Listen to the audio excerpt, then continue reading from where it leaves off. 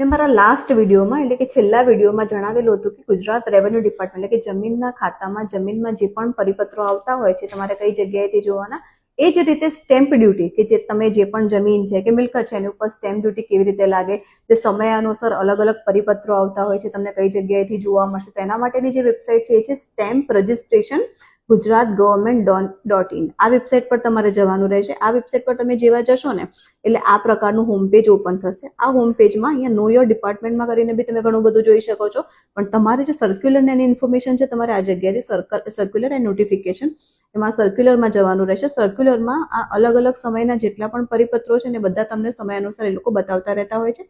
આ જગ્યાએથી તમે જાણતા રહેતા હો છો.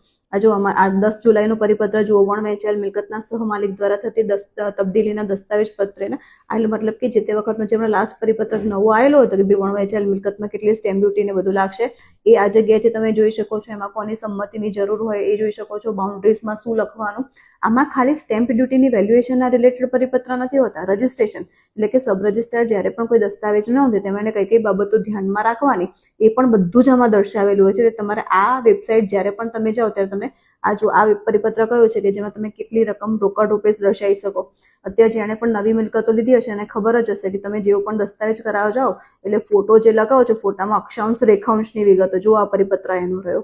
આવા અલગ અલગ જે પરિપત્રો હોય છે ને સરકારના આવી રીતે આવતા રહેતા હોય છે અને એના બેઝ પર એનું પાલન કરીને સબ રજિસ્ટ્રાર એ જે તમારા દસ્તાવેજોની નોંધણી કરતા હોય છે અને તમારા રેકોર્ડ્સમાં એનું રિફ્લેક્શન આવતું હોય છે.